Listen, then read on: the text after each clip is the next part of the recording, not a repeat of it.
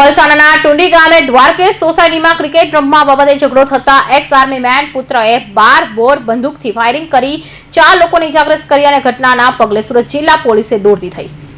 સુરત જિલ્લાના પલસાણા તાલુકાના ટુંડી ગામ ખાતે ગત રાત્રિના રોજ ફાયરિંગની ઘટના બની હતી। ટુંડી ગામે આવેલા દ્વારકેશ સોસાયટીમાં ક્રિકેટ રમતી વેળાએ બબાલ થતા કેટલાક લોકોનું ટોળું એક્સ આર્મી મેન અને સિક્યુરિટી ગાર્ડની એજન્સી ચલાવતા રામ નરેશસિંહ તોમેર ઘરે આવી ગયું હતું। બબાલ ઉગ્ર બનતા એક્સ આર્મી મેનના પુત્ર ઘરમાંથી 12 બોર બંદૂક લઈને આવી ગયો હતો। એકાએક राउंड फायरिंग कर दी હતું। सीता बहन क्या अच्छा हुआ था? हम लोग तो मैं तो उधर बैठी थी तो मेरा भाई उधर से आ रहा था, उधर ही सोसाइटी में ही था। तो वो लोग है ना ऑटो भर के और बहुत सारी बाइक थी उनके पास, तो उस पर बैठ के आए थे सब, मतलब रख के उन लोग डंडा वंडा सब रख के लाए थे पहले से। फिर उन 3-4 औरतें थी और उनके साथ बहुत सारे आदमी थे, वो दारू पी के आए थे। तो मेरे भाई से ना मतलब बहुत चिल्ला के बोलने लगे औरतें, तो फिर मेरे मतलब सब बोलने लगे आदमी लोग। तो मेरे भाई ने थोड़ा ऐसे ऊँचे थोड़ा बोला ना तेज, तो वो उसको मारने लगे ईंट पत्थर से सबसे। तो वो 2-3 लड़के थे वो बचा रहे थे उनको, तो उनको भी मारा उन्होंने। फिर बहुत मारा, उसका सिर में से खून निकलने लगा था। फिर वो घर में गया, मतलब जहाँ वो तो उसको छोड़ ही नहीं रहे थे, बहुत मार रहे थे। फिर वो घर में गया ना, तो डराने के लिए उसने ना वो बंदूक ले ली थी, ऊपर से डरा रहा था सिर्फ। तो फिर वो नीचे आया, फिर भी नहीं वो लोग गए, फिर भी अंदर घुस रहे थे घर के अंदर। फिर वो लोग बाहर मतलब जैसे गेट के बाहर थोड़ा सा उनको डराने के लिए लाया, तो उन लोग ने ना छुड़ा लिया था उससे वो बंदूक। तो पता नहीं वो बहुत सारी भीड़ थी तो उनने छुड़ा के फायरिंग कर दी थी। तो वो सब जो लगी है ना, मुझे लगी, मेरे भाई को इधर पैर में लगी है, वो अंकल मामा को लगी। फिर वो उसको है ना वो डंडे से और वो से ईंट से सबसे मारने लगे। मारने वाला कौन था? लोगों को गोली लगी हुई है?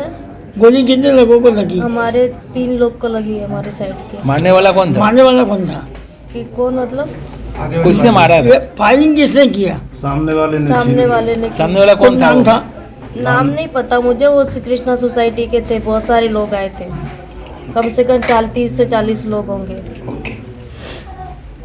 એક રાઉન્ડ ફાયરિંગને લઈ કરતૂસ છરા 4 જેટલા લોકોને ઘૂસી જતા તેઓને ઈજા થઈ હતી, જેને પગલે નાસભાગ મચી જવા પામી હતી। ઈજાગ્રસ્તોને બારડોલી સરદાર સ્મારક હોસ્પિટલમાં ખસેડવામાં આવ્યા હતા। ઘટનાની જાણ પલસાણા પોલીસને કરવામાં આવતા સુરત ગ્રામ્ય ડીવાયએસપી એચ.એલ. રાઠોડ, પલસાણા પોલીસ મથકના પીઆઈ વી.એલ. ગાંગિયા સહિતનો સ્ટાફ સ્થળ પર દોડી ગયો હતો। પલસાણા પોલીસે બંને પક્ષોના નિવેદનો લઈને આગળની કાર્યવાહી હાથ ધરી હતી। ગઈ તારીખ 29/12 સાંજના 6-6:30 વાગ્યાના અરસામાં પલસાણા પોલીસ સ્ટેશન વિસ્તારમાં આવેલા ટુંડી ગામની કૃષ્ણા રેસિડેન્સી પાસે ક્રિકેટ રમવા બાબતે વિકાસ તોમર અને સ્વયં ગોસ્વામી નામના છોકરાઓની એટલે 19-20 વર્ષના યુવાનોની બોલાચાલી થયેલ। જે બોલાચાલી બાદ ટુંડી ગામના દ્વારકેશ સોસાયટીમાં એ બોલાચાલીના અનુસંધાને પાછી જે વધુ સમજાવટ અને સમાધાનની પ્રક્રિયા એમની કઈ ચાલુ હતી, દરમિયાન પાછી ઝઘડો થયેલ અને ઝઘડા બાદ આ વિકાસ તોમર છે, જેના ફાધર એક્સ આર્મી મેન છે રામ નરેશસિંહ, તેમનું હથિયાર લાયસન્સ વાળું હથિયાર 12 બોર વેપનથી તેમના ઘર પાસે દ્વારકેશ સોસાયટી પાસે ફાયરિંગ કરેલ, જેમાં વિકાસ સહિત 4 માણસોને ઇન્જરી થયેલ છે। જે બાબતે ફરિયાદ લઈ સામસામે ફરિયાદ લઈ અને ધોરણસરની કાર્યવાહી ચાલુ છે। જી સાહેબ, અત્યારે આ કેસમાં કેટલા લોકોને અંદાજ લેવામાં આવે છે? અત્યારે કેસની તપાસ ચાલુ છે, જેમાંથી આઈડેન્ટિફાઈ કરી અને માણસોની રાઉન્ડ અપ કરવાની પ્રોસિજર ચાલુ છે। હથિયાર કબજે કરવામાં આવે છે? હા, હથિયાર કબજે કરવામાં આવે છે।